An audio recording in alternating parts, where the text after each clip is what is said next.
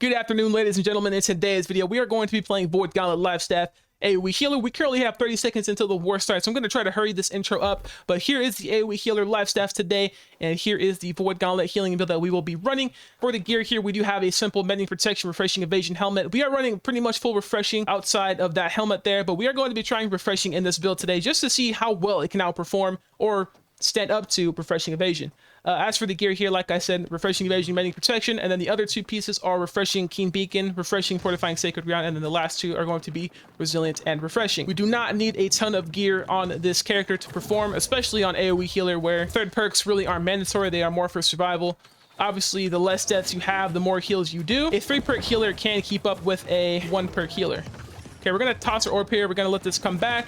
Pop the orb in the clump there. We do have a clump coming here as well. We're going to keep popping our heals here. We currently have refreshing, right? So we don't need to really dodge as much until we need to pop our heals, as we do want that 30% healing bonus. I'm just going to keep tossing my orb of decays inside these clumps here to really make sure everyone is topped off. Now, there's really not too much going on in this war so far. We are going to be popping our orb of decay, detonating orb a lot. As you guys saw there, Japeri and Skinny Latino were taking some massive damage. So I decided to pop my orb of decay here.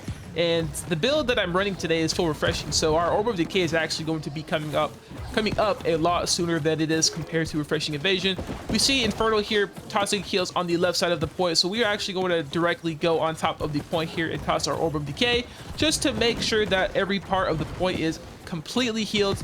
There is clumps forming on the right side as well. We do see this small little skirmish happening, and our goal is to really kind of keep these little clumps on the side here as topped up as possible, just to make it easier for our single target healers to actually get some heals in as well, just to make sure that they aren't getting bursted. That's the whole point of an AoE healer, is to make sure that our team is not getting as bursted, just so these single target healers can pop up. So we do get shot here. We are going to be popping Stone Form and Oak Flesh and repositioning to the right here. That bow shot almost did like 1300 damage to me, which is completely nothing compared to that guy's 4K shot. Let's check the scoreboard here. We are currently on top of the heals, and it is because we are popping this detonating orb, guys. Detonating orb is completely broken, but people do not like to utilize it as much as me. Skinny Latino did end up dying here, which is okay. So that is one of the good things I do love about this ability, is that it completely just saves the clumps, guys. If they're sitting in a sacred and you pop detonating orb, that is completely like a big 5k heal. It is massive. It's really underrated in my opinion. When I talk to AoE healers about the abilities that they use on Void Gauntlet, they tell me Orb of Decay, and they're like, Baboon, are you popping your Orb of Decay? And I'm like, yeah, it's really good. It's really hard to use when you are in Refreshing Evasion though, because you do need to prioritize your dodges in the life staff to get those cooldowns back up, but in a full refreshing set, it is actually best in slot to be popping your orbs all the time. So the company we are playing against today is known as Tribulation. They are pretty competitive on the server of Marama. Our company leader Japeri was hyping us up today, saying that we were not going to get forwarded today, but it looks like we are actually going to be losing the B point. I'm trying to get as much shields on the point as possible, but we could still possibly lose here. Let's detonate this orb. Oh my god, that detonating orb was massive. We are still losing the point. That guy tried to grab on me. I'm going to dodge that, but we need to start moving back towards the point here. Oh my goodness, we lost it. Okay, we are going to be leaving B here and tossing as much heals as possible. We're going to go through this guy's eye shower. We do have our stone form up. We need to head to C here. We need to toss our orb on these little straggler teammates that we have here and try to save as much as possible. We did stam ourselves by accident. We do see the kill squad there, so we do need to run as soon as possible. We dodged the grab wall. Okay, we need to run. This guy is on my booty. Okay, we are good. Let's get back to C here. We want to be the first persons here on the opposite side of the bonfire, which is going to make sure that we get a nice position off the bat here. We're going to toss our heals on the back of the point here as well. We see someone toss. What is this guy doing? Whirlwinding on the point alone. He is missing all of his cooldowns. This guy, what is that guy doing? Anyways, back to the war here. In the back of the point, there is so many bodies to heal here. That detonating orb was actually not as valuable. We are getting shot by a bow. Oh my goodness, we lost almost half of our HP here. That is the downside of playing in 50 COD. You take so much damage, but let's get a nice sacred in here and toss our orb as well. We did not end up popping the orb because we are getting chased here, but we are going to scream this guy and try to run away as fast as possible. We do pop our regen potion as well. We do have stone form just in case that we do get focused again. But the point here opposite bonfire side is actually looking to be kind of dangerous as well. We are playing with Cat Conti. What's up, Cat Conti? Anyways, we do want to keep this point nice and healed here as well.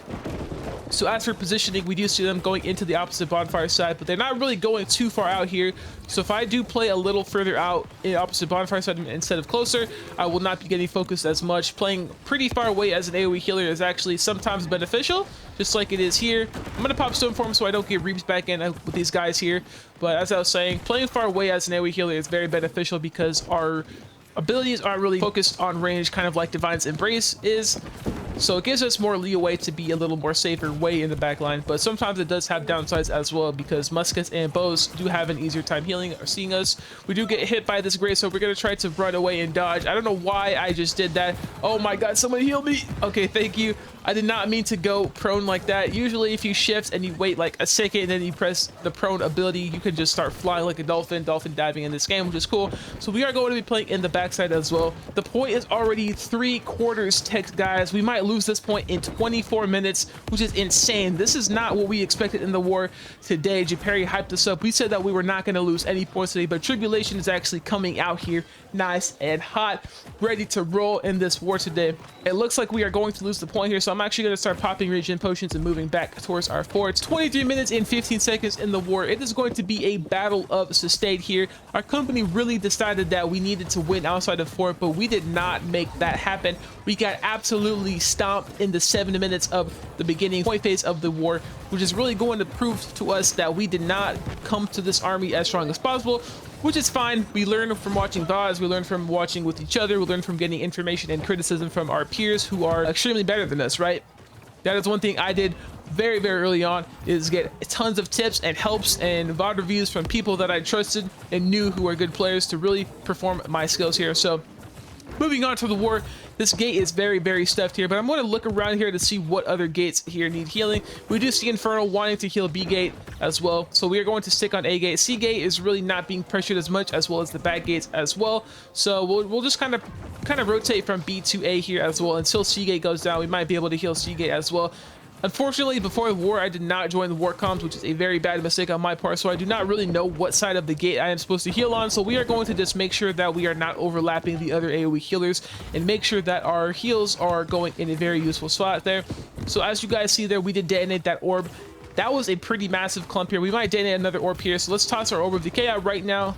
Wait till it comes back, nice, and pop it. As you guys see here, when the orb goes to our allies, we do get the heal over time, but once it passes the allies, we do have to pop the orb as well, just to get that massive heal. So we do get the heal over time and the big pop as well. There really hasn't been too much going on in this war outside of a few gate pushes, but it looks like this B gate hero is going to be having a massive push from the enemy. It looks like about 20 to 25. We need reinforcement from C or A gate as soon as possible. It looks like over there on C gate, they are completely wiping the enemy team, so our team should be able to come here and assist it. But until the meantime, we just need to keep tossing our sacreds, keep tossing our beacons, and keep tossing our orb of protections on these clumps to make sure they do not die. For the most part, our team did end up wiping everyone at B and C as well, so we ended up getting a nice clean wipe there. But until the meantime, it looks like our enemies might try to push through a side gate here as well. I think I might go check A here in a little bit, but right now it looks like we are just trying to keep up and clean up the rest of the B gate here. A gate does not seem to be in too much trouble, but that is a-okay. We're going to toss a few healing cooldowns and then auto attack this dummy here for some refreshing move cooldowns, and then check out B and then maybe C gate to see how things are rolling.